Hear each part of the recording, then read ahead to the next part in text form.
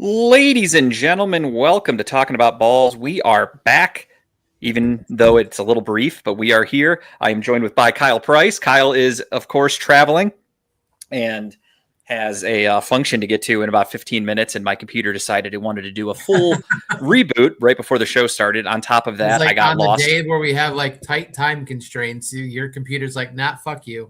And it's always something. If it weren't the computer, I was already late because I was making dinner. Yeah. By the time I got everything finished, I literally took 2 bites of the meatball subs that I made, and I had to put my plate down. I ran upstairs to get the show going, so Teddy and Tara could eat. But man, what a day, what a week! We're back. We won't even worry about BS because Kyle's only going to be here for about 15 minutes. The main thing I wanted to talk about with Kyle. Talk about LeBron, so let's get into it. Yes, this episode is of course called the Fresh King of Philadelphia, obviously paying homage to the Fresh Prince of Bel-Air, who's from Philadelphia. So LeBron James, obviously, unless you live under a rock, you are familiar. He signed with the Philadelphia 76ers. He essentially told Cleveland, I don't think you're good enough, because he did it for the league minimum, essentially for him. For $8 million is his contract, which is nothing for LeBron James. The Cavs could have easily swung that. He made his decision strictly based on who he thinks he has the best opportunity to win another championship or two. Claims this is the last decision he's going to make. Rings. What a loser. No, I'm just kidding. Yeah, I mean, I've always hated that argument. I know you were kidding, but like the people that say that, they're like, he's a ring chaser. Like, yeah, what's wrong with a professional athlete who played at the highest level, who set multiple records that will never be broken, and is, in my opinion, I love Michael Jordan too. I'll preface with that. I grew up a Michael Jordan fan. Then I fell in love with Allen Iverson. And then LeBron James came around and changed my life entirely. I think LeBron James is the best basketball player to ever touch a court. And it's not just me being biased because he's from Cleveland and played for the Cavaliers. I truly, wholeheartedly just think he is the best basketball player I've ever watched. And at 40, almost 2 years old, he is still in demand in the NBA. Teams want him. The Cavs clearly wanted him. He would have fit perfectly, but we'll talk about that later. But Kyle and I texted briefly when it happened. We haven't really, we unless there's like something actively going on, like a game we're talking about in the moment, we really don't talk that much about sports because we try to save it for the show. So we have not discussed any thoughts or anything like that on the situation other than when it happened. We were both just like relieved because we were like, you know what, it's over. So that's all we talked about. We didn't go into any deeper discussion. So I am curious to get Kyle's thoughts here as he tries to eat and get himself all pampered up before the big ball tonight. Yeah, no, it's tell you what, man. I mean, I'm glad it's over. The whole back and forth bullshit, like the fact that he was dragging it on, and I get it, but it just frustrates me to a point that I think he had a perfect opportunity to come back to Cleveland, finish this entire story that is called LeBron James, and potentially put a stamp on it and end it with another potential championship in his hometown.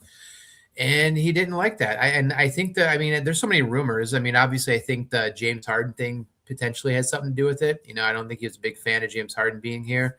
I don't know. It's frustrating. I wish, I really didn't care one way or the other, but now that I think about it, I'm like, it would have been cool to kind of see what he did in Cleveland. But I don't think Philly's going to be all that anything, really. I know they have a solid team on paper, but I still don't think they're going to be much of anything there. I don't know. I didn't even see that the odds changed. I don't know if they changed or not. I haven't looked at the betting odds, but I don't know. I don't think it's going to matter. I think he's going to be playoff, maybe second round and done. I don't think he's going to go any further than that for the next 2 years at least.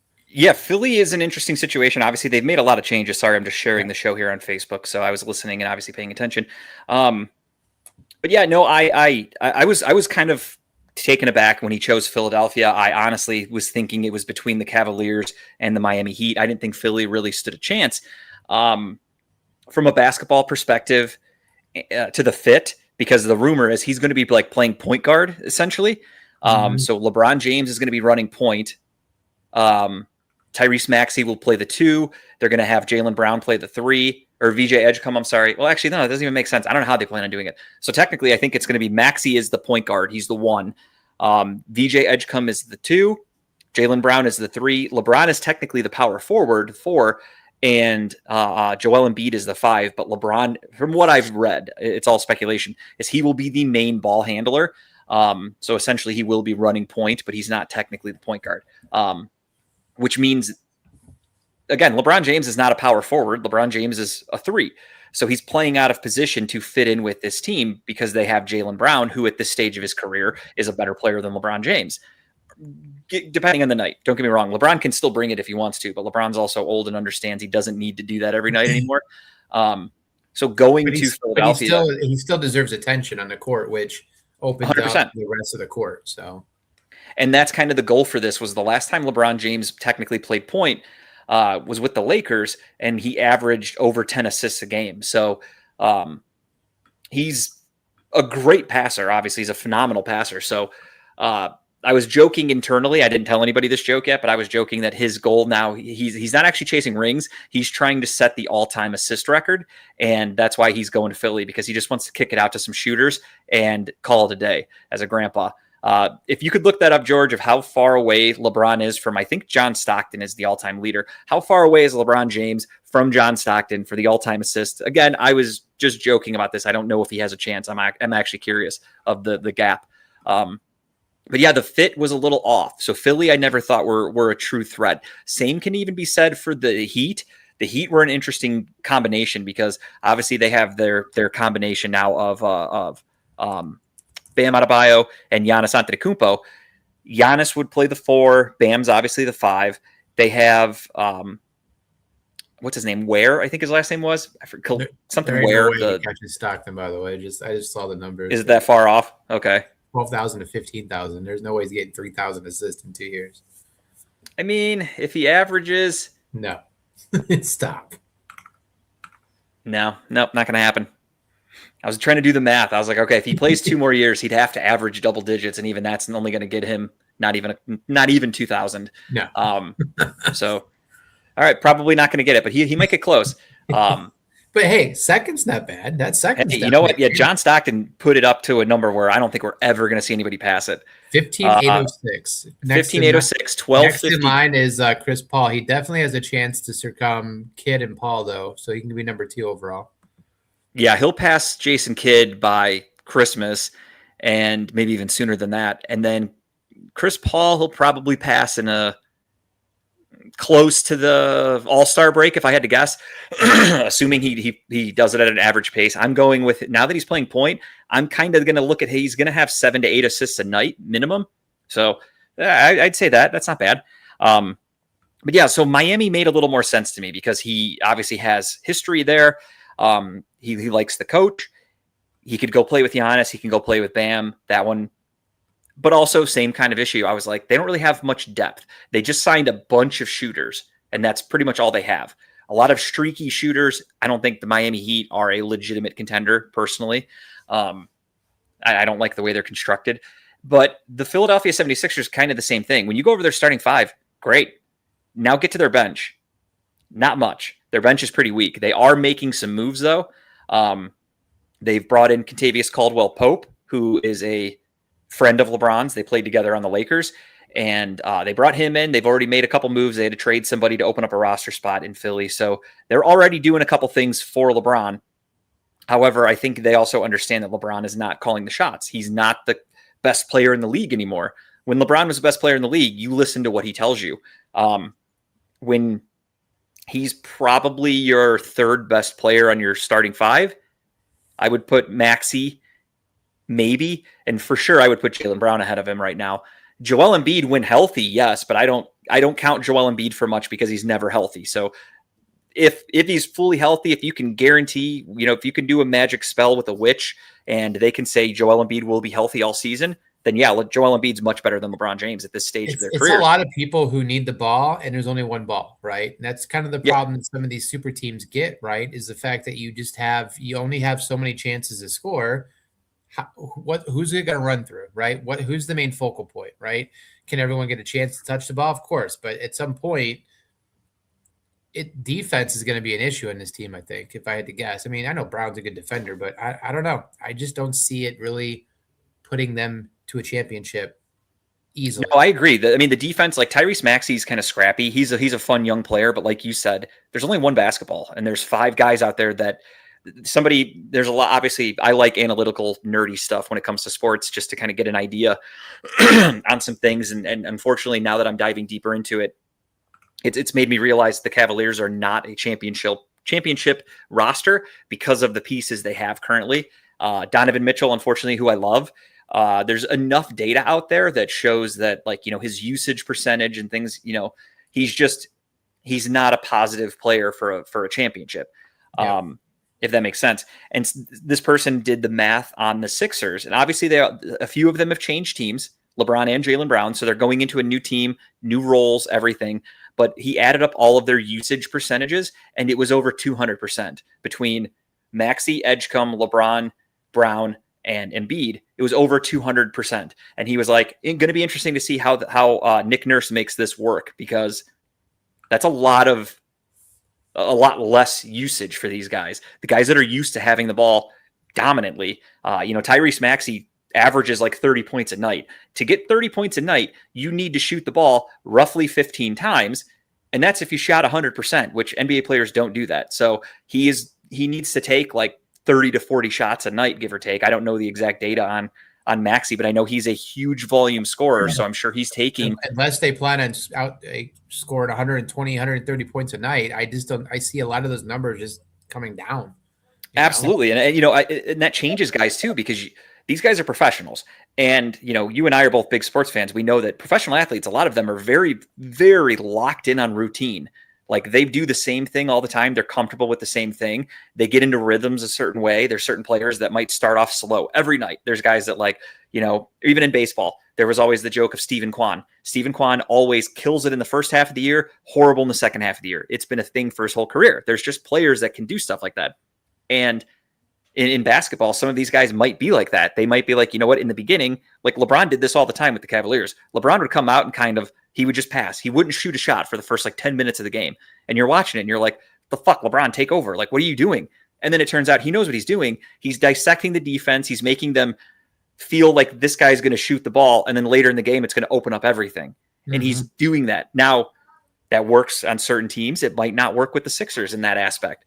And vice versa. There might be a guy like Tyrese Maxey who's like, I need to get 10 shots in the first 5 minutes of the game. I want to go, shoot.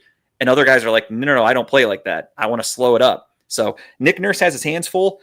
I personally, the main thing we can talk about here for the next couple of minutes, I don't feel slighted by any stretch. There are people that were mad about it. Don't get me wrong. I'm going to root against him anytime I can until the Cavs are eliminated. I am going to root against LeBron because he's on a rival Eastern, East team. But with that said, if the Cavs are eliminated in the first round and the Sixers make it to the finals, I'll root for LeBron. I want LeBron to get another ring. I'd be happy for him. But I don't feel like he owed us anything. He came to Cleveland in 2015 and he won us a championship in 2016.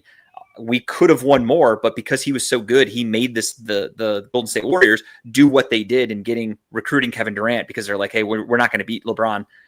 So you need to come here. I would like to hear if there's something comes out as to why not Cleveland. I know they probably never will officially say, maybe not this year, but I'd like to know what made him not come to Cleveland. Was it because of James Harden? Was it because of Dan Gilbert? Was it because of Donovan Mitchell?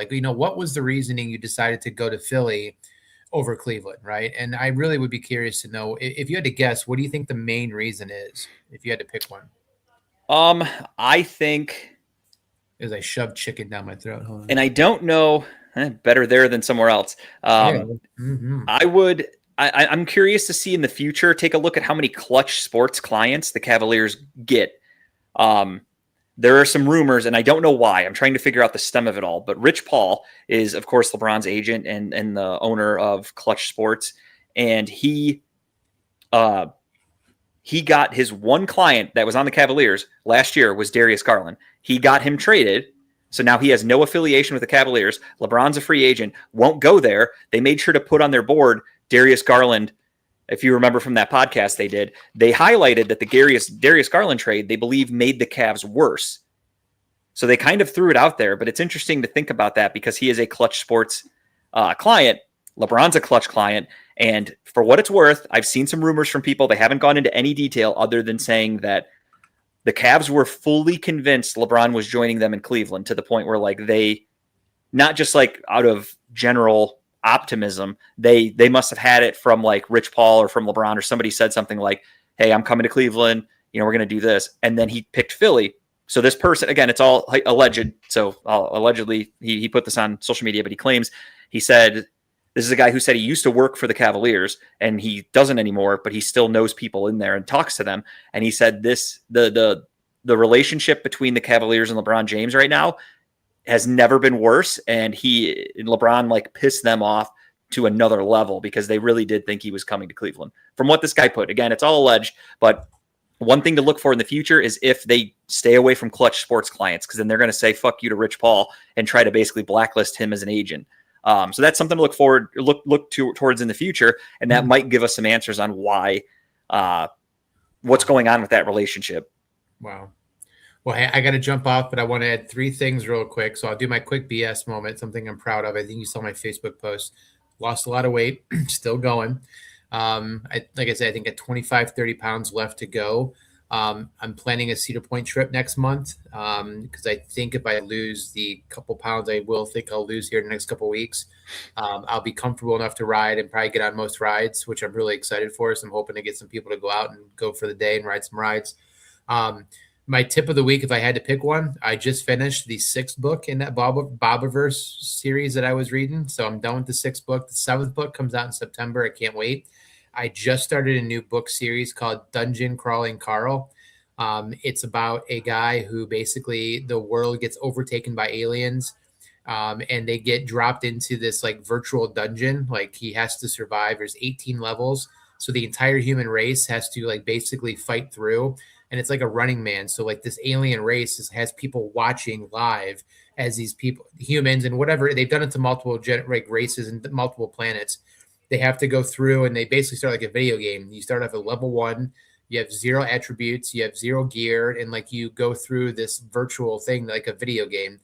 It's fucking hilarious because there's cursing and whatever. It's so funny because a guy who doesn't really play video games is learning how to like hit points and gear, and he has no pants on. He basically got killed with no pants, pink Croc it's a rough shoes. way to go. His cat came with him, so his cat is now like his member, like his co-mate on this whole tour. But it's funny. So if you like sci-fi comedy, like I'm now down this rabbit hole of like once I finish it, like there's like 6 books in this series, I'll go on to the next type thing. So it's hilarious. So hell yeah. Well, congratulations on the weight loss, man. Thanks, man. Yeah, I appreciate it. It's definitely different. I still come more to go and then more clothes shopping to go with. So, but it's great. I picked up an extra large and put it on the other day comfortably, and I almost got emotional. I'm like, this is crazy because I have not worn a shirt this small since maybe high school. So it's kind of crazy. Hell yeah, dude. That was 40 years ago. So yeah, congratulations. Thanks, Dick. But I love you guys. I talk to you guys later. Have a good night. Okay. Sounds good, man. You do the same. Be safe. Thanks. Bye. All right. Well, with that said, I will do a BS segment solo. I will talk a little more about LeBron later in the Cavaliers and where they stand, but we'll do that later. But speaking of Cedar Point, Kyle had mentioned that since the last time we did a show, it's been a couple of weeks now because we've had some things come up. Obviously, Kyle has to go to a work event right now. To be truthful, I've gone to how many times have I gone to an amusement park? I think we did a show since the last time I went to Cedar Point, but I went to Kings Island. Not this most recent weekend, but the weekend before that, we went down to Kings Island for the weekend and had a great time. Teddy is a thrill seeker. We put her on some more upper thrill rides on the thrill meter. She was riding a lot of 1s and now she wants to go to 2s and 3s. So we put her on some and she was in love. She was coming to life. She was getting all pumped up. So we were like, all right, she's 36 inches, like on the nose. So a lot of rides there are minimum 36 inches if you have an adult accompanying you. And we did that with Teddy on a bunch. Like we put her on that huge, it looks like an octopus almost, and it like swings you around. It's called the Monster at Kings Island. I don't know what it's called everywhere else. But like we took her on that, and like that's a ride that I would walk by with her and I would just be like, I'm not even thinking about it. There's no way she's gonna ride that. And she fucking loved it. Took a selfie on it and everything. She had a blast. So we're actually, speaking of Cedar Point, Kyle was talking about that. We're actually going there on Sunday of this week. We're planning a little trip there just because we have season passes. The weather's supposed to be nice. And yeah, it'll be fun. And I cannot wait. Other than that, been pretty boring. Done a lot of yard work, tackled some issues we have in the backyard. We have this. There's a weed that grows that's called. Long story short, I won't bore you with talking about my lawn because I'm not a 75-year-old Hank Hill. But we have my backyard's really big, and we have a set of stairs that goes down from the patio down to like the yard by my shed and bridges and everything farther down. And on the side of those steps, we have, I think it's pronounced like Pachysandra or something like that. Pachysandra. It's like a decorative plant that grows, and it's a coverage plant. So we had all that there. And when we bought the house, beautiful. It was pristine. They must have just had a landscaping company or something come by when they took the pictures because it looked amazing. Fast forward to last summer, fall or spring area time. I mean, we're out there and we see these things starting to grow, and we're like, what the fuck are these weeds that are coming out of nowhere? And I'm like, I don't know, but we can't really spray like Roundup in there because it's going to kill all the Pachysandra. I'm probably pronouncing that wrong. I want to preface that. I don't remember what it's called. I think it's like spelled like that. I'm going off memory.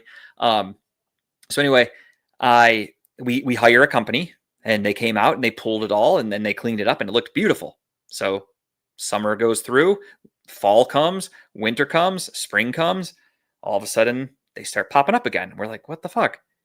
And then all of a sudden they quadruple, they triple, they're just boom, boom, boom, boom, boom, boom, boom. They're going everywhere, and they're taking over the one side of my yard.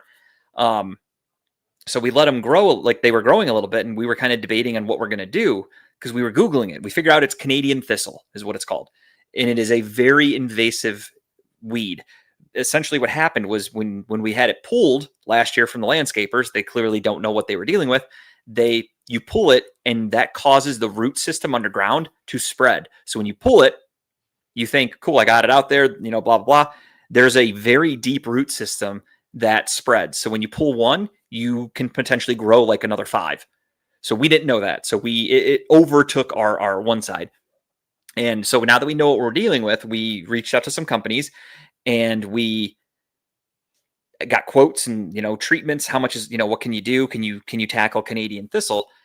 And one company said yes. And we were like, okay, what are you going to do? And they're like, we have a spray that we can use. And we were like, okay, well, we read that there's nothing you can use that won't kill the surrounding coverage plants, the Pachysandra or whatever.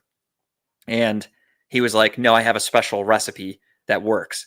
And then he quoted us, and it was like a couple $1,000s or something like that for like a multi-treatment thing, which what I read, this could take multi-treatments. But we were looking at that, and I was like, you know what? I'm cheap. I like spending money on cool shit. I don't like spending money on shit like that.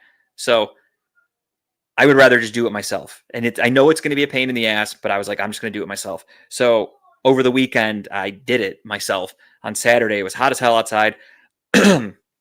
I've basically there's a liquid that you can use, a concentrate that's called Thistledown, just like the casino racetrack, if you're familiar in the area, and it kills the thistle.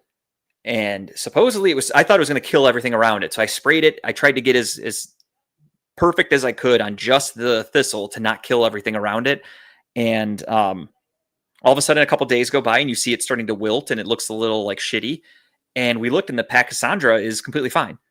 So Tara even asked, Tara's like, I'm shocked that didn't kill anything else. And I was like, me too. It said it would, but I don't know. So I gave it another treatment. Same thing. At this point, it had grown pretty far, the thistle, or pretty high, to the point where it was like really ugly looking and just looked terrible. So that's why I was like, fuck it. I'm doing what I was told to do from people. Everything I read, the only way you can really kill it is to use the thistledown when it's a little smaller, little less mature, and consistently cut it, which is a pain in the dick because there's a ton of it, but I have to go out there with the hedge trimmers and cut it regularly. So basically you cut it, let it grow a little bit, cut it again. It's like a haircut or your grass. But apparently with this thistle, that it uses up a lot of its, juice, if you will, nutrients, whatever, to continue to grow. So if you keep cutting it, eventually it's going to run out. It's going to just die because it's you overworked it. So it's a huge process. I was cutting it down, bagging it up because it has these cotton things on the top that fly off, and that's the seed. So you don't want to let that get away. And that was starting to sprout. So that's why I said, I got to go out there and do this. So I cut it all down. I'd grab a chunk of it. Mind you, it's also sharp. So it has like thorns and it's sharp as fuck. So I had one pair of gloves on and it basically stabbed every one of my fingers and hurt. So I actually doubled up. I had 2 pairs of gloves on. And it didn't cut me at that point, but it was annoying. It was a pain in the ass. It was really hard work. I'm proud of myself that I cut it all out. There's not one piece of it standing up out there. Cut it all, took it down to my fire pit, burned it just to make sure that those seeds can't get on anything. So I burned the fuck out of it. And then I came back up, got more thistledown, sprayed all the little nubs that I left.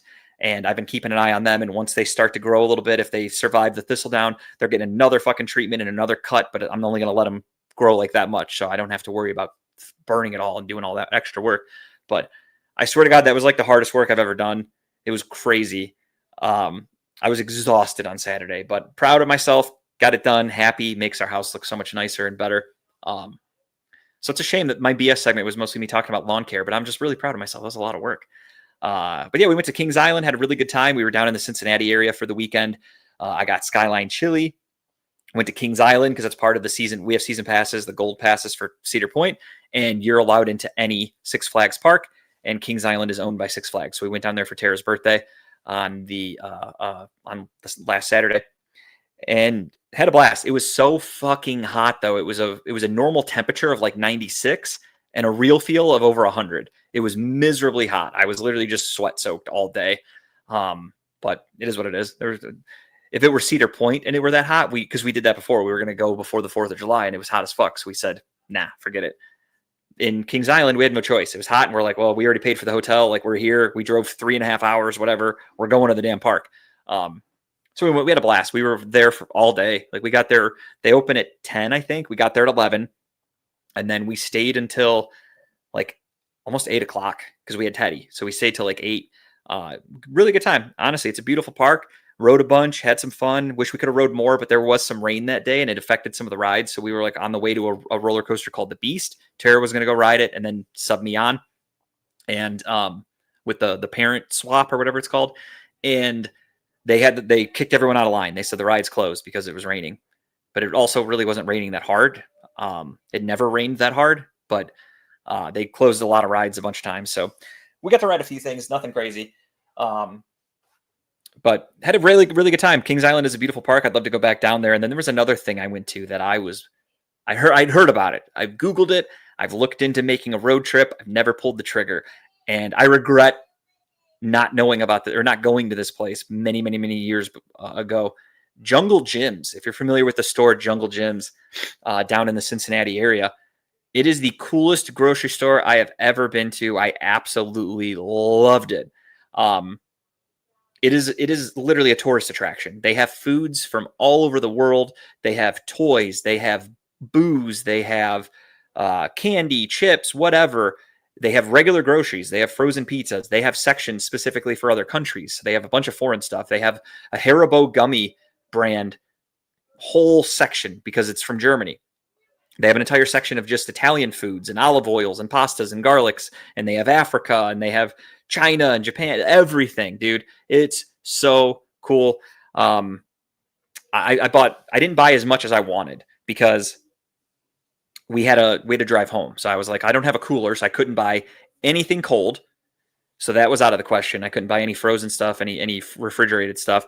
I did buy a decent amount of things. I bought some potato chips from China or actually Japan. I'm sorry, Japanese potato chips. And it just said red Italian meat flavored. They were good. I don't know. They were good. I also bought another bag of chips that were honey butter, and they were some of the best things I've ever eaten. They literally just tasted like honey butter, and like they were very like soft. I don't know how to describe it. It was fantastic. I bought some jerky. I bought some alligator jerky, and I bought some camel jerky. I haven't eaten that yet. It's still sitting in my pantry. I look forward to eating it though. As a nice little protein snack one day. I've probably eaten both of those flavors or those animals before. I've bought this brand of jerky many times, and I've gotten weird ones like kangaroo, and I've definitely had alligator. I've had gator bites and stuff like that in real life or at restaurants, but Jungle Gyms was awesome. Can't recommend it enough. Truthfully, if you're ever down in that area, go to a Jungle Gyms and plan to be there for hours. It's huge. We only left because Teddy needed to get into the car so we could drive home because we had a 3.5 hour drive. We went to Jungle Gyms on our last day. So we spent a few hours there. They also have a bar. I'll start preface with that. They have a tiki bar, and you can order drinks and walk around the shop drinking we had a couple daiquiris, Tara and I did. I had a beer. They have beer there. They have everything. It's awesome. Literally the cool store. They have a huge cigar section. There's a Jimmy John's inside of it actually too. Beer, wine, cigars, they had a huge cheese section. Again, they have everything and anything you could think of. It is one of the coolest stores I've ever been to, and I would love to go back. So that was that's pretty much the cool highlights of my life. We went to dinner for Tara's birthday. I don't remember the name of it. Jojo Corlini's or something like that, in Berea, an Italian place. And they have a deal on Tuesdays. This is a free promotion for them. They have a deal on Tuesdays. If you do carry out or delivery, their large one topping pizza is $13. It's regularly priced if you got it in the restaurant, like $19. So it's a pretty significant discount. And it's a big pizza. So I'm an idiot. I didn't read the fine print. I didn't see that it said delivery or takeout. I just thought it was Tuesdays. You get a large pizza, one topping pizza for $13. So that's what I ordered. I was like, hell yeah, I'll eat a couple slices here, take it home, have some pizza for tomorrow and, dinner, whatever.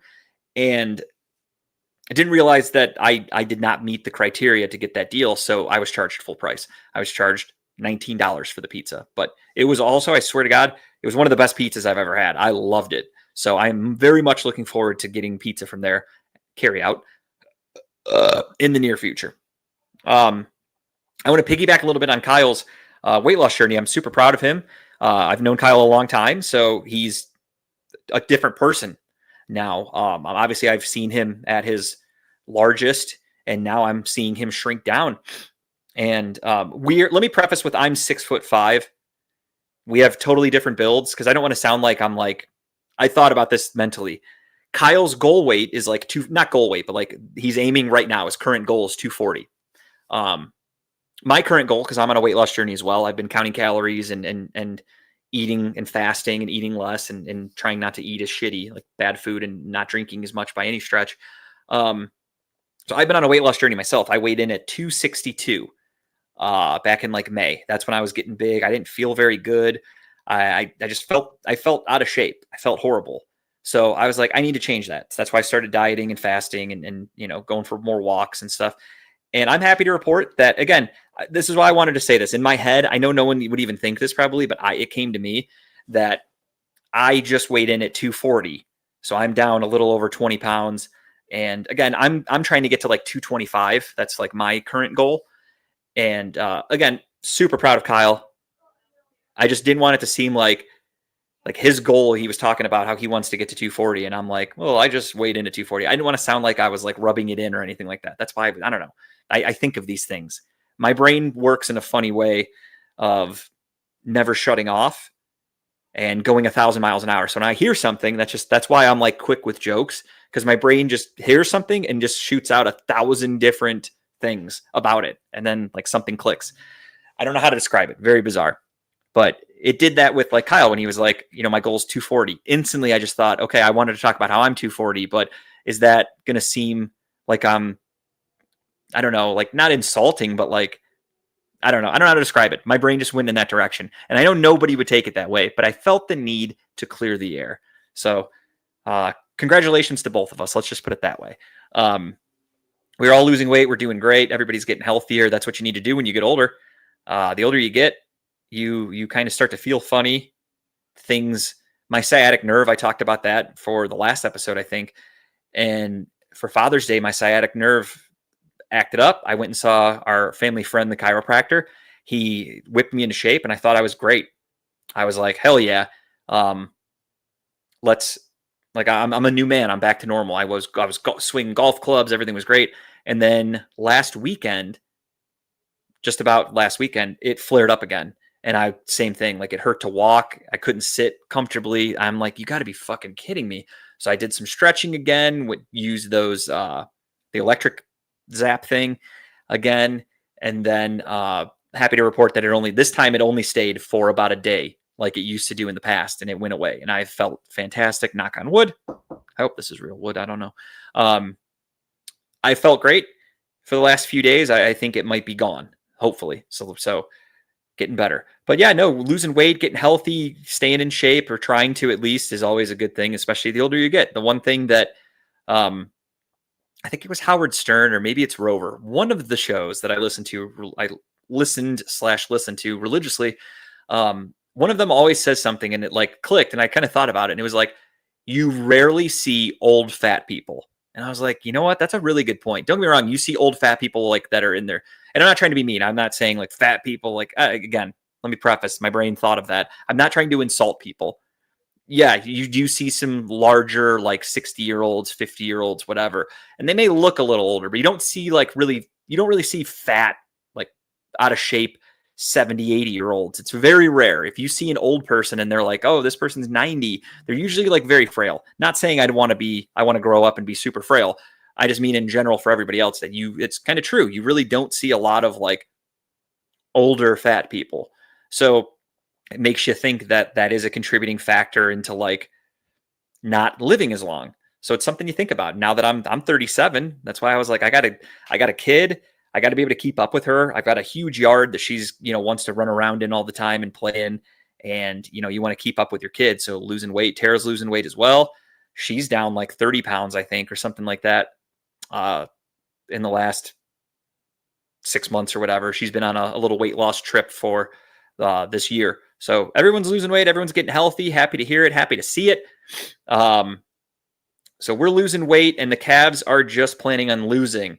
So let's talk a little bit about the Cavaliers. The Cavaliers missed out on the LeBron James sweepstakes. They are fucked. I'm just going to be honest, unless they have some crazy moves up their sleeve with their limitations being in the first apron. They're not in the second. 120 for Kel. Look at that. Congratulations. That's huge, man. Congrats. That's so impressive. I'm so glad for people when they do that. Like it's life-changing. The way you feel. I used to work out all the time. So like 262 when I weighed that was not even close to my highest weight. I think the highest I ever got weight wise was like 280 something. Not in a good way though. Medication. Oh, okay. So not a fun way of like feeling good about the weight. I mean, I'm sure losing 120 pounds, you probably do feel good for sure. Or better, I should say, but doing it that way is not good. No, you don't want to feel sick all the time and like run down. But either way, you know what? It stinks, but at the same time, I feel like, yeah, there you go. I was going to say, at the same time, it's still beneficial. You lost 120 pounds. You're immediately healthier. You look better. Look at George is fired up over there. I was talking about the Cavs for probably a minute. He didn't even change the slide because he's probably looking at a picture of his wife right now. So, that's what happens. You lose weight. The love lights back up. Oh, now he does it. But no, honestly, I'm super. Congratulations to Kelly. That's huge. But yeah, the Cavaliers missed out on LeBron James. I thought it was a perfect fit. Not even just because he's from here. We have a history, obviously. I really thought, this Cavaliers team, what are they missing? They're missing a 3. Where were they last year? They were in the Eastern Conference Finals, which means they must be a pretty good team. What would help them maybe get over that hump to get to the finals? A good small forward. Who would happen to be a free agent that was willing to play for a contender for cheap, that would fit every box, check every box, whatever, for the Cavaliers? LeBron James. I thought it was a done deal. Truthfully, gun to my head, I was telling people for weeks, no sources, no information. I was like, I think it's the Cavs. Like, it just makes too much sense. Like, there's no way he goes anywhere else. There's no way. It's perfect. And he went to the Sixers. Kyle, again, I was walking to my car. I'll never forget it. I was walking to my car. I just sat down. I eat my lunch in my car because I like to listen to stuff on the radio. So I go to my car. I'm eating my food. I get a text. I see Kyle text me. I tap it. I'm eating, and it just goes, Bron to Philly. I was like, I stopped. I'm like, what? I had to grab my phone and like verify and everything. And that's when I was like, okay, he picked Philly. Again, not that hurt about it. I think I would have been pissed 1,000% if he had gone to the Philadelphia or the Golden State Warriors. irate. That would have been a career-killing move for him and just a stupid decision. The Heat, same thing. I wouldn't have been that mad, but more so I would have just been like, the Heat aren't better than the Cavaliers. So that one wouldn't have made sense. He wasn't going there to win. So that's why he didn't pick them, obviously. He must have felt the same thing. Then I thought, okay, Cavaliers, Sixers, I also really never thought were a legitimate contender for this because of two things. The fit doesn't make sense. The lack of bench, not very good. They don't have a bench. That's a huge thing when you're trying to make a playoff run. Look at the Knicks bench. Look at the Spurs. Dylan Harper was one of the best bench players in the NBA in the playoffs last year. He was outplaying superstars, and he's just a guy they can call off the bench. So that's a good problem to have. The Knicks, same thing. The Knicks second unit could come on the floor, and they didn't skip a beat. They really had a full unit there on the Knicks. So was that Manzardo? No, that was DeLauder. Sorry. I have a home run bet on Kyle Manzardo today, so I was seeing not him. But the Sixers really didn't have a bench. Again, they didn't need a small forward. They have Jaylen Brown. Jaylen Brown made a comment about LeBron's son, laughing at him of like how he's not a very good basketball player. That was seen publicly. And for that, everyone kind of thought there's no way LeBron's going to play with this guy. This guy made fun of his son. LeBron's very family oriented, and there's no way LeBron's going to do that. And he did it. So apparently they squashed the beef. So he didn't pick us, but the Cavs, again, are left with their dicks in their hands. They have nothing to show for anything this offseason. Their only offseason move so far was their draft, Malik Thomas, a second-round pick out of Arkansas, I believe. That's the only move they've made. They, quote-unquote, signed Mario Heb something. I forgot how you pronounce his last name. He was a first-round draft pick years ago, left NBA because he wasn't very good, and he went and played overseas, and he improved his game a ton. He just won his league MVP in Spain or wherever. And the Cavaliers are signing him, or at least attempting to. There's some weird things going on that I don't know what happened. There was a report that the Cavs were signing him. Then a report came out that the Cavs were what's what I'm looking for? They were voiding his contract or something. I don't really know what's going on. Nothing's been officially announced yet, so I'm not sure. A lot of rumors and weird speculation going on, and I don't get it. Either way, I don't think he moves the needle for me one bit. You have a guy that averaged like 18 points a game in the Europe League, in whatever Euro League. What are the odds he's going to come to the NBA and be good? He was already in the NBA. Wasn't good. Goes and plays against lesser opponents, plays really well. Now all of a sudden I'm supposed to believe he's just going to be better. I'll believe it when I see it. They're also heavily linked to Jonathan Kuminga from Atlanta briefly. He played with the Atlanta Hawks last year, small forward, young. He's like 23 years old or something like that.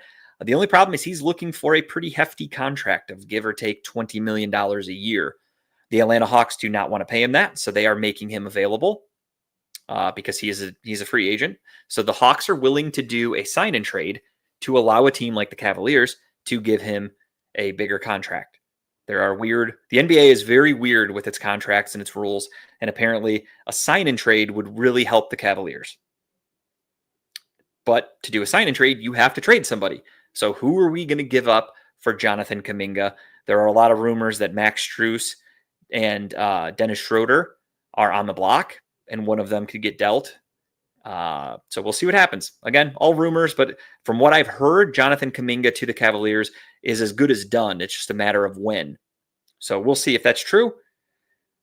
Doesn't move the needle for me much. Yes, he's a 3. He's okay. He played with Kenny Atkinson before in Golden State, so they have some familiarity. I don't think he does anything to make us a contender. I'm really bummed that LeBron didn't come to Cleveland because I thought he would be a huge help in the missing pieces of what we needed. Now we're running it back again, just with James Harden instead of Darius Garland, but it's still a point guard you can't trust in the playoffs. We just switched out. We took a younger one with a bad toe for an older one that all of a sudden can't dribble and just turns the ball over a ton in the playoffs. So that's a wash. Donovan Mitchell, great player. for some reason, every fucking year, he's burned out by the playoffs. He is dead tired. He's still on minutes restrictions. He has little nagging injuries. He just can't lead the team to where they need to go every year since he's been here. I love him. I'm not trying to talk shit about him. I'm just being honest of what's happened. It's not being mean. It's just being, truthful and critical, because that's what's happened. This Cavaliers team has gone to the playoffs and then gotten embarrassed for the last 4 years in a row. It started with the New York Knicks in the 2023 playoffs or 2022. I don't remember. They got embarrassed by the Knicks. They got eliminated. Then the next year, I think it was the same thing. The next year, I think it was Boston that beat them. And then last year, they got eliminated by the Pacers. Embarrassing. A lot of those games, the way they lost, were embarrassing as fuck. And then the way they lost to the Knicks, they got swept this year. And game one, they blew that 20-plus point lead. Embarrassing. I said it immediately, and I still hold by it. Kenny Atkinson should have been fired. That was coaching malpractice. To blow that lead in game one of the Eastern Conference Finals, malpractice. And then to get your doors blown off for the rest of the series because your team lost faith in you and they were mentally destroyed. Gone. Change of scenery. You're never going to recover. If I'm a player, I'm never trusting Kenny Atkinson again. I'm never taking him seriously as a coach because of how he fucked that game up, game one. Ever. But with that said, he's still here. So there's whatever. We're running it back. Dan Gilbert wants to run it all back with Kobe Altman, who made that dude. That's the other thing too that I've been really thinking about. I didn't like the James Harden trade when it happened. We talked about it on the show, and I was like, I'm pretty indifferent on this trade. This doesn't really do much for me. I don't necessarily like James Harden at this stage of his career. Sure enough, he played like shit for a lot of the playoffs. He had some good moments, but he played like shit a lot of times. Didn't love the trade. Then I see a trade like Jaylen Brown for Paul George. I see Tyler Hero. Obviously, there was more. There were draft picks included. I see Tyler Hero traded for Giannis Antetokounmpo. Tyler Hero and draft picks. And again, Jaylen Brown traded for Paul George and draft picks. Darius Garland's a better player at this stage than Paul George. He's a better player than Tyler Hero, or, comparable. And the best we could get was James Harden. That's where I kind of stopped, and I'm like, man, that's it? He really fucked that trade up. That's not a good return for this team that's young and hungry. You bring in a 30-something-year-old point guard that has a long history of playoff disappointments. So I don't know. We'll see what happens. They're running it back. I've never been less excited for a Cavs season since 2019, whatever year LeBron left us the first time or the second time. That was the last time I've been, because obviously the Cavs, I knew they were going to suck. So I was like, all right, we got to go through it again. So we had to suck for a little bit. That's when we drafted Colin Sexton. Was right after that. And then that Cavs team sucked. Those were not fun years. I'll tell you that. But yeah, I don't know, man. I'm not confident in the Cavs. I feel like right now, gun to my head, I'm just in no particular order, assuming this trade for Kawhi Leonard goes through, because it's still held up because of their investigation into his involvement with that fake tree company. The NBA basically said that trade is not accepted unless the Toronto Raptors agree to accept whatever punishment the NBA finds. And obviously the Raptors are like, fuck you, because if they find out that they were circumventing the cap for him, you get it's huge fines, it's draft picks removed. I don't think the Raptors are going to take that liability and eat a punishment that they didn't do. So the NBA is still currently investigating the Clippers, and a report just came out today that said it could go until 2027. So very interesting thing to keep an eye on for this Kawhi Leonard trade is it is not official of him going to the Raptors for Brandon Ingram. That was another one. Brandon Ingram traded for Kawhi Leonard. Darius Garland's just as good as Brandon Ingram. Darius Garland's an all-star. He's not a slouch. He's not some bad point guard. And we got an old-ass James Harden. I know Kawhi's old too, but Kawhi is a much better player at this point in their careers than James Harden. But I digress. That trade's on a hold up. So let's just assume it goes through. Kawhi Leonard or the Toronto Raptors are better than the Cavaliers. The Cavaliers needed to go to 7 games against the Raptors, and the Raptors played their best basketball when Brandon Ingram didn't play. Now Brandon Ingram's gone, so you don't have to worry about him hurting your plus minus, and all you're doing is adding one of the best defensive players I've ever seen in Kawhi Leonard, and a guy who can still put up 20 points a game, get assists, get rebounds. They've improved their team. So the Cavs needed 7 games to beat that team with all their might, and that team that needed 7 games just got better. So not good for the Cavaliers. Again, that's where I will put the Toronto Raptors ahead of the Cavaliers. Obviously, I'm putting the New York Knicks, the defending champions. They lost so far. They've lost Mitchell Robinson, but they replaced him with Andre Drummond. I'm sure I'm missing a couple other pieces that they've done, but they are, I would consider, they're better than the Cavaliers. The Celtics, even though they traded Jaylen Brown, I still think with Paul George that the Celtics will be a tough team, and I will put them ahead of the Cavaliers. So that right now has 3 teams ahead of the Cavs. Another team the Cavs needed to go 7 with are the Pistons. The Pistons didn't do a lot this offseason to get better. In fact, you could argue that they got worse or they almost just stayed the same. They lost Tobias Harris. They might lose Jalen Duren, who was coming off a great year. So we'll see what happens. Jalen Duren wants huge money. Jalen Duren had a kind of a fluky season. He was an all-NBA player, I think 3rd team, whatever. But he had a great year. And unfortunately, the way the NBA works is if you hit those milestones, you are now eligible for a super max. And he wants every cent he can get. So he is holding out for whatever, $50 million a year. Jalen Duren is not worth $50 million a year, even close. He's holding out for that. So the Pistons don't want to give him that. I think the Pistons want to keep him, but they don't want to give him a supermax. And I'd be hard-pressed to find another team willing to give him a supermax. Because again, I think it was a fluke season. But I digress. The Pistons, I would put them almost neck and neck with the Cavs, only because the Cavs didn't get better. So the Cavs are just another year older for James Harden. They're another year older for Darius Garland. They haven't improved. I mean, we're probably going to have to, as of right now, we're starting, Max Strus at the 3. Like those shitty playoff lineups are the same lineups we now are starting our season with. That's not good. So I would put them neck and neck with the Pistons. Maybe the Pistons have a little bit of an edge just because they're a better defensive team. And I could see Cade Cunningham taking even more of a step. Cade Cunningham had a huge year last year. So I would say they're close. Same thing with the Men Thompson or Azur Thompson, whichever one they have. They have a Men on the Pistons, isn't it? Whatever. One of the Thompson brothers is on the Pistons, and he's a good player. If he is working this offseason to give himself a little bit of a jump shot to make himself a better offensive player, boom, Pistons are a better team than the Cavaliers. So you could argue right there. The Magic are decent. Who knows what they're going to be. But they always give the Cavs trouble. Who knows what the Washington Wizards are going to be. They have Trae Young. They've got Anthony Davis. Do I think they're going to be any good? No, but you never know. I'm probably missing another team or two, but off the top of my head, like right there, the Cavs are the 4th or 5th seed at best, presumably. I know obviously injuries happen. I'm going off of just an estimate or a guess, but I don't know. I don't think the Cavs are going to be better next year. And I am pretty bummed about that because essentially the season's over before it began, in my opinion.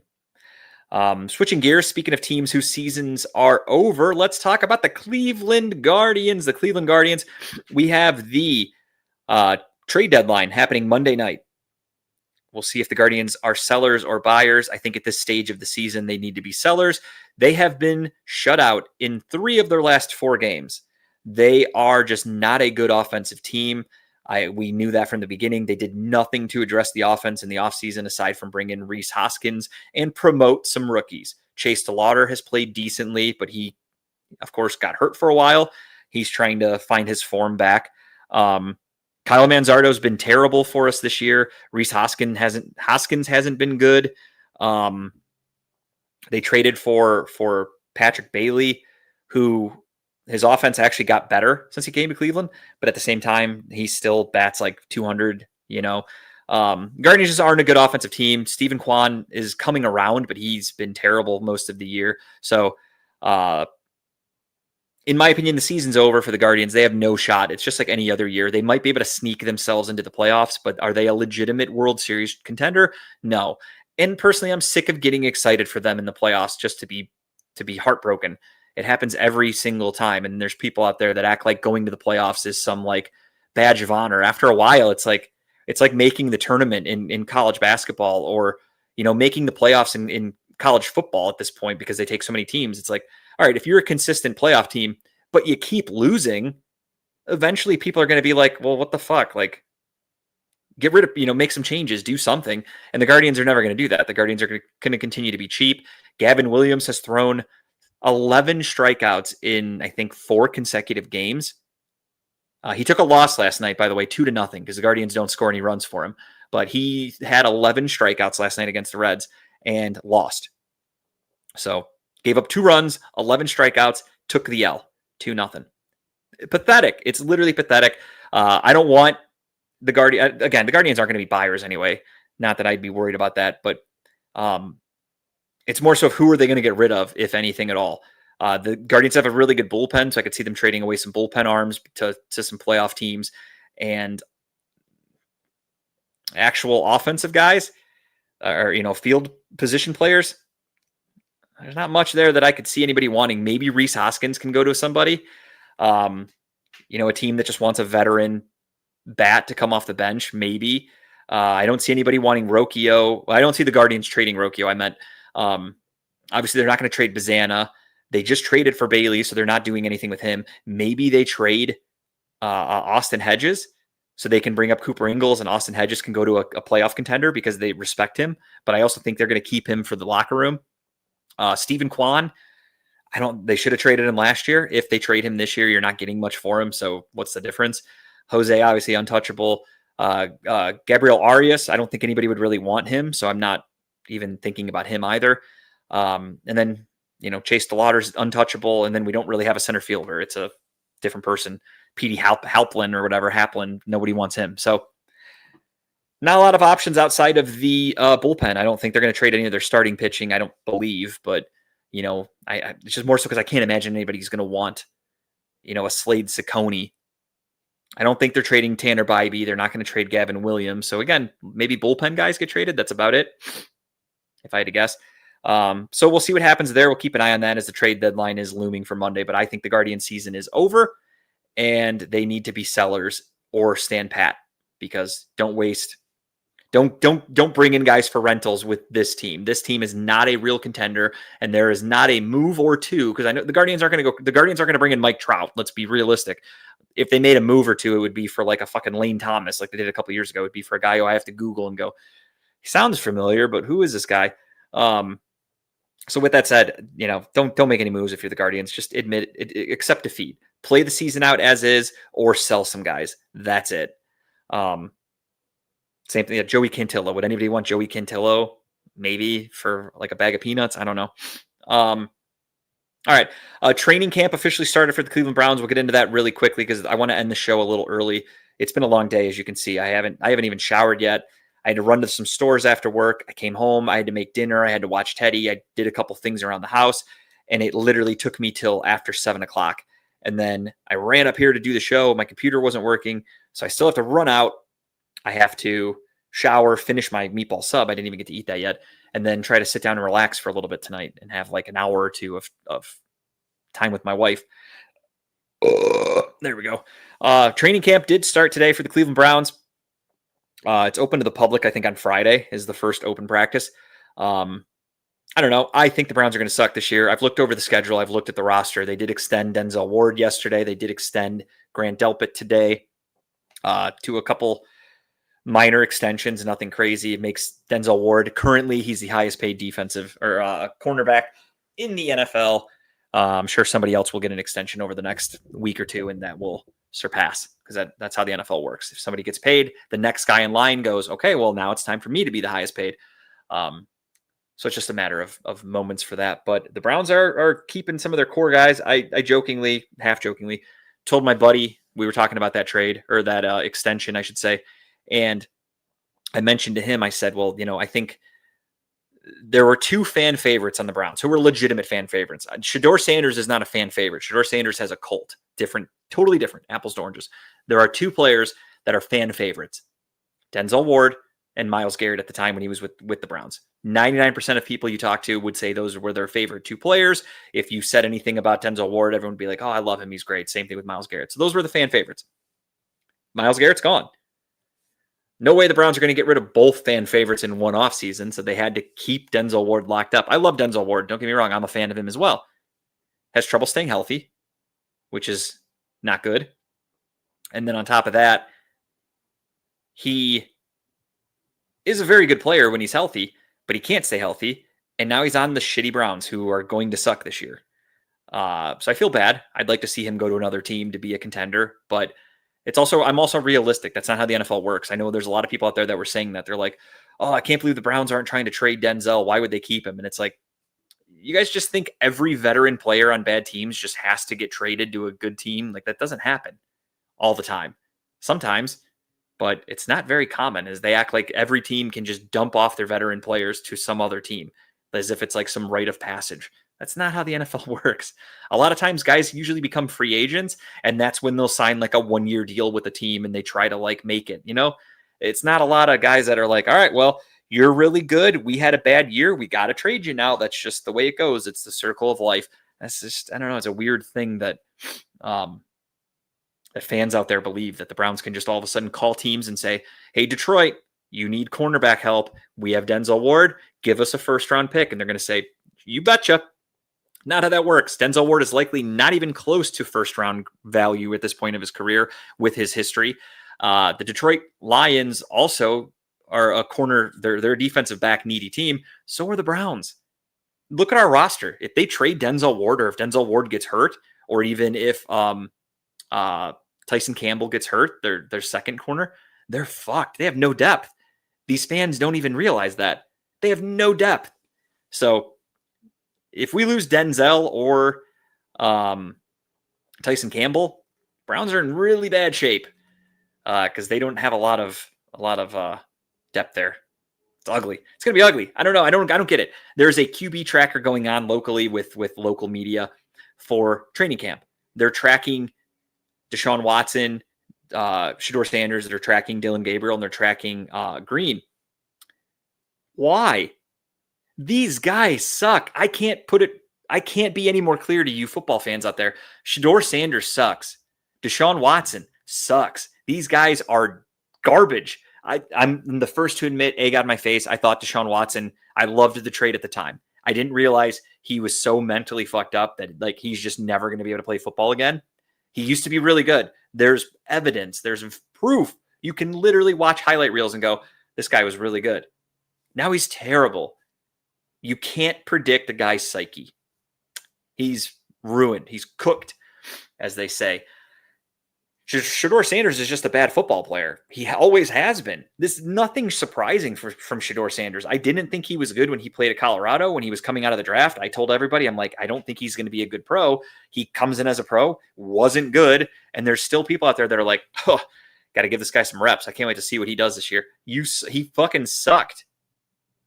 He wasn't just some unlucky rookie last year. He makes horrible decisions. He struggles to read defenses. He holds the ball too long. He doesn't have a great arm. Like, he has every red flag imaginable for the most part as a quarterback. He has look at red flags and white flags, as I think is what you would say. For Shedeur Sanders, the red outweighs the white by a million. He doesn't do much good as a quarterback. Or I take that back. He doesn't do much great as a quarterback. And that was my breakdown of him and Cam Ward going into the draft last year. I had people asking me, they were like, what do you think of the quarterbacks? And I said, I don't like either. I said, none of them do anything elite. When you want a good quarterback, you look for elite traits. You look for good vision, a great arm. Like, there's little things you can look at and say, okay, this guy's got it. Now he needs to come to the NFL, practice, and keep getting better, unless he's like a sure thing, unless he's like, an Andrew Luck or something like that. But it's rare that there's a quarterback like that besides like, Joe Burrow, like no-brainer number 1 overall pick, not even up for debate. Those guys aren't easy to come by. So you sometimes need to really study on a player and hope you can strike gold. And when you study Shedeur Sanders, he doesn't do anything that you would even remotely closely say is elite. People were fooled by the box scores. They go, oh, his completion percentage was good. Yeah, because he took a ton of sacks because he didn't want to throw the ball away because it would hurt his percentage. So he's a selfish player. Red flag. The fact that he got sacked a lot because he can't read the field and defenses can break down on him. Yes, the offensive line sucked, but offensive lines suck all the time. Justin Herbert had probably the worst offensive line in football last year, and his team made the playoffs. Browns had had a really bad offensive line last year too, and they were one of the worst teams in football, and everybody made a million excuses as to why other people were bad around them. One guy made the playoffs still with a horrible offensive line, made it work. The other one made excuses. Red flag. So little things like that. I don't like any of the quarterbacks. I don't think, if you look at the 4 quarterbacks on the roster, 75% of them are going to be gone next season. They are not here they're here for a good time. They're not here for a long time. So the fact that there's people out there watching a QB tracker for the first day of training camp as if it has any indication of anything. And the other thing too is Deshaun Watson today threw a couple interceptions. It's training camp. It's practice. It's where you take chances you wouldn't take in a game because you're like, fuck it, it's practice. Who cares? But there's people living and dying by every snap, by every throw. It's crazy to me. It's just stupid. Truthfully, I won't even say it's crazy. It's stupid that there's people that are doing that also believe that because, Deshaun Watson had 2 interceptions today. What does that have to do with Shedeur Sanders? Do his 2 interceptions make Shedeur better at football somehow? No, they have nothing. It was the same thing last year. I'm sorry, hit my mic there. Same thing last year with Dillon Gabriel. When Dillon Gabriel did something bad, if people criticized Shedeur Sanders, people would bring up Dillon Gabriel right away, as if saying, hey, he's not good either, makes Shedeur somehow all of a sudden have better football skills. It means nothing. There are teams that have multiple shitty players on their roster. That's allowed to happen. So when you're like, yeah, Shedeur sucks. Look at that throw. Look at those interceptions. They go, well, did you see Gabriel? Like, it has nothing to do with this. I'm not talking about him. But you can't have a conversation with these people because they're fucking loony. So we'll keep an eye on training camp. Number 1 goal is, of course, stay healthy. Please stay healthy. All your important players. I just want to see these guys play. I was talking to a buddy today about it. I think the Browns are going to suck. I have them at 6-11. Spoiler alert. That's being generous. And my main objective for this season is just to watch the younger core players get better. Judkins, Fannin, Fano. I'm curious to see how this offensive line looks because it's a weird combination. Casey Concepcion, Denzel Boston, all the, you guys know the players. Carson Schlesinger, Mason Graham, all these guys. I just want to see them get better. I want to see them play. I want to see them play well. I want to see them get better and stay healthy. That's it. That's my goal for the season. And I want to get a quarterback next year. So the season's literally just, I'm waiting for this season to end already. And it's fucking July. So we have the Guardian season's officially over, in my opinion, in July. The Cavs didn't get LeBron, so their season's officially over in July of 2026. Hasn't even started yet. Their 2027 season's over. And the Browns season hasn't started yet. It's July. Their season's over. They're going to suck. They have no shot at being a contender. So not a great time to be a Cleveland sports fan, I'll be honest with you. It kind of sucks. It's kind of depressing because I love Cleveland sports. So it's a bummer, but it is what it is. That's life. If you're going to be dumb, you got to be tough. All right, everybody, that's going to do it for this week. We're for sports talk, I should say. We're going to get to just the tip now. I have a fun one for you guys. And if George wants to hop on with the tip, he is more than welcome as well, because we are going to be wrapping up here in a second. Mine is a new album from one of my favorite up-and-coming bands. They're called No Pressure. Their new album is called NP Style. NP for No Pressure. Basically, No Pressure is a bunch of musicians who have played in other bands throughout their lives. Most importantly, the lead singer is Parker Cannon, the frontman of The Story So Far. He decided to do this punk band. Funny thing here, George, if you're looking at the picture he posted, that's a partial cover of their album. And if you see the guys in the hats right in the middle, the blue hat, that's Tom DeLonge, and Mark Hoppus is next to him, and Travis Barker from Blink-182. So they pay a little homage to my favorite band on the album cover. Kind of funny. Little fun fact for you there. But No Pressure is, again, it's a group of musicians that played in punk bands all their lives. And the lead singer is from The Story So Far, who's one of my favorite bands. And he does this because this is more punk sounding. It's pop punk. This is legitimate pop punk. The Story So Far were legitimate pop punk. And as they've gotten older, they still do some legitimate pop punk, but they've also thrown in some like softer songs, which are great. I love The Story So Far. I'm not knocking them at all. But No Pressure is just every song's like 2 minutes long. That's it. It's quick, it's fast, it's punk. They tour in little small venues, and I love those shows. I love the small venue, like no barricade shows that are just hardcore shows where the sound's not really that great. Everyone's just there pushing each other. I know it sounds crazy to say out loud, but when you see it and you're there, there's just a feeling you get, and I love it. You're drinking some cheap PBR beer. Everyone's running around, getting sweaty, pushing each other around, but in a fun, safe way. The band's just jamming. They're playing extra fast. It's fun. There's just something about going to like a fast punk show like that I love. I've seen No Pressure a few times now, and always a blast. But their new album came out. Again, it has 10 tracks, and I think the total length of the album is 22 minutes. So they're super quick, just fast songs, catchy, punk, nothing slow. That's why I love it. I've been listening to it nonstop since it came out. And because, again, it's 20 minutes long, you can just put it on fucking repeat or shuffle and then hit repeat, and it'll play for like an hour, and you won't even realize that it's been an hour. You're like, damn, these songs are so fucking good. And then you look and you're like, oh shit, I've listened through it 3 times already, but I didn't even realize it. So check it out if you're into that kind of shit. I love, punk music, pop punk music. So I'm a huge fan of this band. Maybe a little bit of a bold decision to say this out loud. But I think I might like No Pressure a little bit more than The Story So Far currently in my life. And I love The Story So Far. I've been listening to The Story So Far for 15 years or whatever, however long they've been around. I've been listening to them.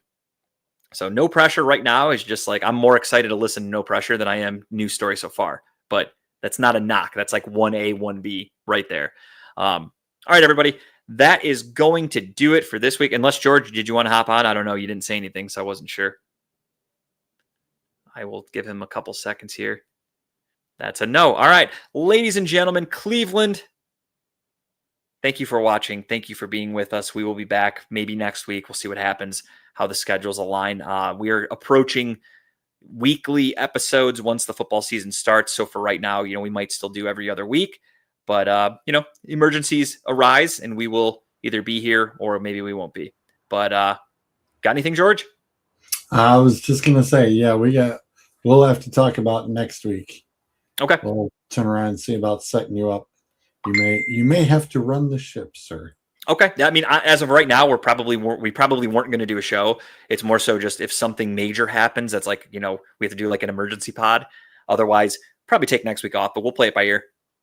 Yeah. For the next 2, I'm in that weird bubble phase for the junior high football. So okay. They don't go, yeah, I would say until 2:30 until the 3rd week of August. So. Okay. Yeah, actually, next week, now that I think about it, is Hall of Fame week. So the first preseason game is next Thursday. So if we did a show Wednesday, there still wouldn't have been a game. Already. I'm so happy. I love football, George. I'm very happy that this time is here. I just did my fantasy football leagues into Sleeper, all 3 leagues this weekend. So already got them prepped and set up. How about you? I've gotten all my emails were set up. My leagues, we like to draft after the preseason games just to avoid injuries because we don't want to, it's shitty to spend $100-something or whatever on your league. And then your first round pick breaks his leg in camp and you're just you're basically fucked before it even begins. So we like to wait to give everybody a fair shot. So I'm probably going to be in 3 leagues this year. I'll be quick here, but I got invited to one today that I'm contemplating heavily. It's called an elimination league. And I said, what the hell does that mean? And he said, basically, if you have your team, they're trying to get 18 teams because they want every week someone gets eliminated. If you're the low scorer, your team's done. And you won't have full rosters. It'll be, I think it's 1 QB, 2 running backs, 2 wide receivers, 1 tight end. That's it. No defense, no kicker. Oh, wow. And you have like a 5-man bench or something like that. Maybe not even. And if you get eliminated, your team gets deleted, your players go to free agency, and the last man standing wins the pot. Oh, wow. So it sounds really cool. I've never heard of it. I just got invited today, and I've been talking it over with my buddy about possibly joining. They want to do $100 a man, and then, elimination league. And I was like, that's fucking cool. But yeah, it would suck to pay $100 and get eliminated in week 1. You want to at least have a chance. But I think it's pretty cool. I like the idea a lot. So I'm contemplating. I actually invited Kyle and he said he wants to do a traditional league. So I don't know if you're interested, George. I think, like I said, $100 a man. I'm guessing they would. I only know one guy in the league, so I can't imagine they do it in person. Okay, you're a no. No. All good. Mine's $20, dude. We're poor man's fantasy. Oh yeah, dude. I'm in 2 leagues. I'm for sure in 2 leagues that are both 150, and then I'm possibly joining this one that'll be 100. So I might be in the 400 range for fantasy football. But in my defense, I'm playing with house money because I won that and then some back last year. I'm pretty consistently good in my league, so I usually end up winning something, whether I'm 3rd place, 2nd place, whatever, or champion. I've won a handful of championships in my life, so usually pretty good with that aspect. So we'll see. Again, I'm still weighing it over. I just learned about it a few hours ago, so I'm learning the rules and going from there. Intriguing. I accidentally found out that in my league that's up in the MI Aces, which we draft on the 15th, I actually won the first pick. Okay. Overall. And with Bijan and Gibbs both holding in, as they say, waiting on new contracts. And I'm like, if you're holding in and you're both wanting $1 gazillion, guess what that means? You will suck this year. Okay. So we're going to stay away from those 2 right off the rip. Well, and especially because my league is the Insano scoring league. So 1 point per yard plays a whole different ball game. Yeah, that adds up quick. Lots of QBs going to go quickly in the first round this year. At least you know where you're drafting, whereas I'm in one league I do know where I'm drafting because it goes off your record last year, so that one's nice. But the other league, we do it randomly, like the day of. So you do all your prep work, and then you just show up to the draft room, and that's where you learn where you're picking, and you're like, okay, now I have to adjust my board accordingly because you never know what pick you're going to have. So yeah, getting some info today, going through it. And like I said, they're looking for 18 teams or players. So I'm trying to recruit some people. I think they're currently at like 12. So that's why I threw the invite to you, threw the invite to Kyle. I'm throwing it out there to people. But yeah. Got a couple no's so far, but I completely understand because I'm just very curious about how it's going to work. It seems like a really good idea, but I can see myself by like week 4, if I get eliminated, I'm going to be like, what am I, a fucking idiot that I would play a game where one bad week costs you everything? But I do like to gamble, so we'll see. I've done that in the pick'em leagues. Have you ever? Oh yeah, I love doing those. I've unfortunately done 4 of those and never made it past week 8 or 9. Yeah, I mean, week 8 or 9 is still impressive. It's hard to go perfect. It really is.